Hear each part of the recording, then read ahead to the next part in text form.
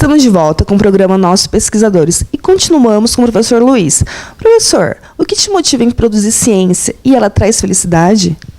Traz muita felicidade. A atividade de pesquisa é uma das coisas mais gratificantes que existem, porque a gente está naquele desafio de ficar trabalhando, procurando alguma coisa nova e, de repente, num certo momento, dá um estalo. E aí a gente consegue entender uma coisa que antes não entendia. Isso daí é uma coisa que, alguma vez na vida, toda pessoa teve. Quando você aprende a ler, por exemplo, tem um momento na vida de uma criança em que ela, de repente, começa a entender que aquele monte de símbolos ali está ligado com aquilo que se fala. Isso eu me lembro nitidamente do momento que isso daí aconteceu comigo, e muita gente se lembra disso daí também. E essa sensação, eu acho que é viciante, eu preciso disso daí, assim. Quer dizer, passar uma vida sem repetir essa experiência, eu acho que é não aproveitar tudo que a vida tem para nos oferecer. Então, quem tem alguma dúvida sobre isso, eu recomendo. É uma vida árdua, mas vale a pena. Se você quiser ser um pesquisador, você não vai se arrepender. Você, ao final de alguns anos, você vai reconhecer que é uma vida completamente diferente que você está conhecendo, que você está participando, envolvendo outras pessoas e com uma gratificação muito, muito grande.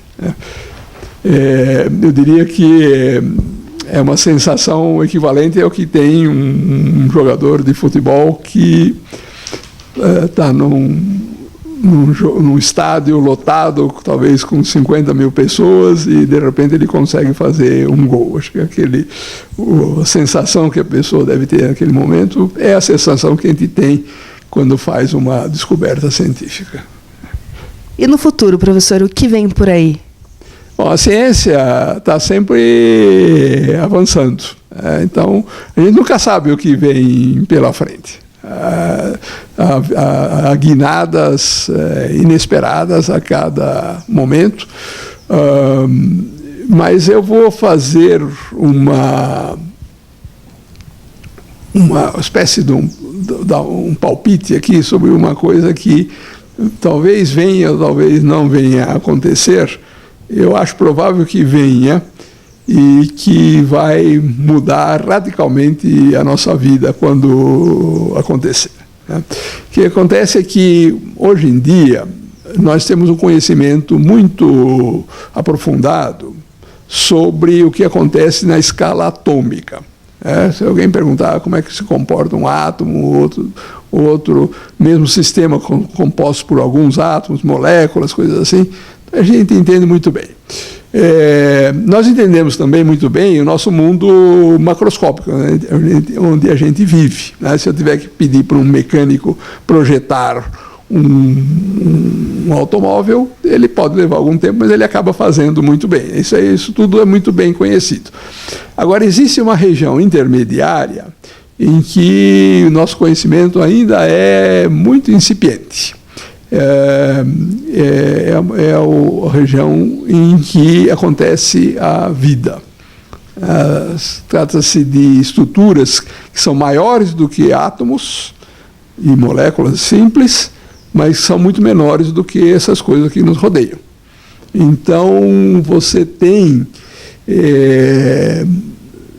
moléculas grandes que aparecem na biologia, que são responsáveis por tudo que acontece na biologia. Por exemplo, hemoglobina é um exemplo, mas tem muitas outras moléculas desse tipo. Essas moléculas são grandes demais para a gente poder entender adequadamente. E elas são pequenas demais para você poder usar esses conceitos que a gente usa na vida do dia a dia. Então, essas moléculas constituem um desafio muito grande.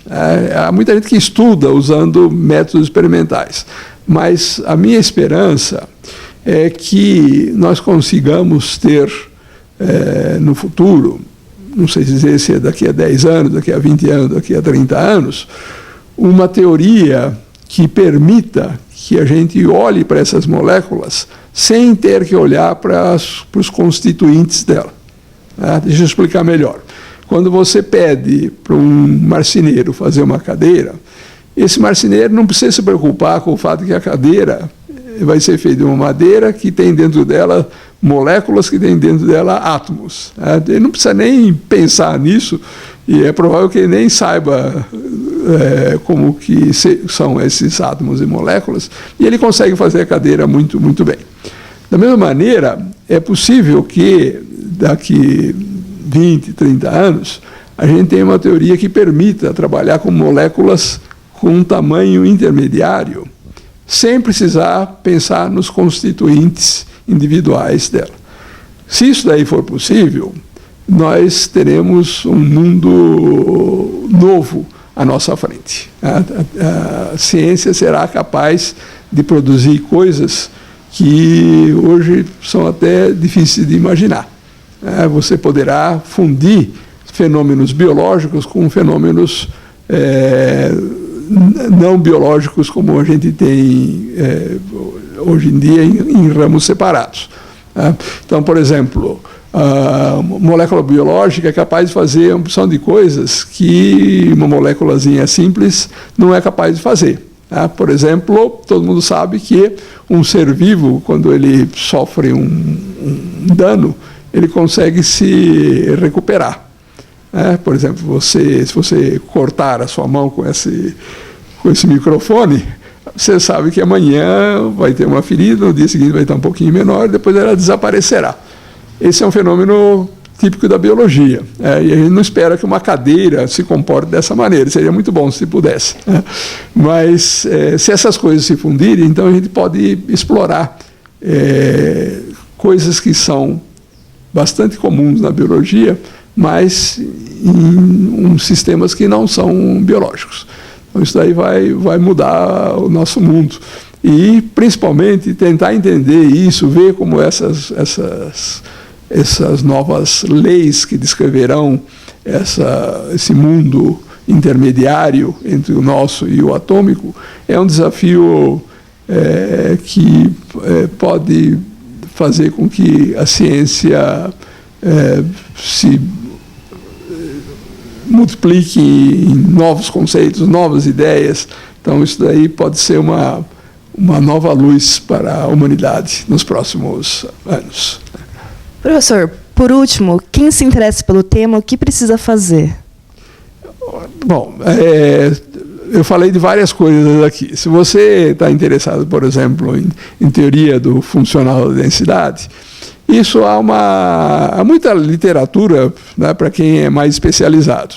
Mas na internet, você, colocando essa palavra-chave, você encontrará palestras em que esse tema é discutido com bastante simplicidade, né? Mesmo essa parte do grupo de renormalização, você encontra algumas, menos, mas você encontra algum tipo de apresentação no YouTube ou em outros canais aí da internet, né? E quem estiver interessado sempre pode vir ao Instituto de Física aqui de São Carlos, e eu tenho o máximo prazer em receber estudantes que queiram vir e aprender mais sobre esse tema. Nós temos alguma experiência com isso, né? Ano passado nós tivemos até uma escola preparatória para quem vai entrar no ensino básico, mandou aqui um grupo de crianças e eles me pediram para fazer uma apresentação para eles. Não falei nada disso que eu falei para vocês, mas eu explorei aqui a ideia de que você tem coisas grandes e pequenas no nosso mundo. A resposta das crianças foi fenomenal. Então, isso daí me estimula a continuar com esse trabalho e manter contato com gente que quer aprender coisas novas. Então, se você tiver interesse sobre esse assunto e quiser vir conversar, eu estou aqui. Minha sala fica no andar acima da diretoria no Instituto de Física de São Carlos. Então, é relativamente fácil de achar. Só verifique se eu vou estar aqui no dia que você vem, porque eu frequentemente viajo. Mas se eu estiver aqui em São Carlos, terei maior prazer em recebê-lo. Obrigado, professor Luiz, pela entrevista. O programa de hoje fica por aqui. Sou Viviane Marque e até a próxima.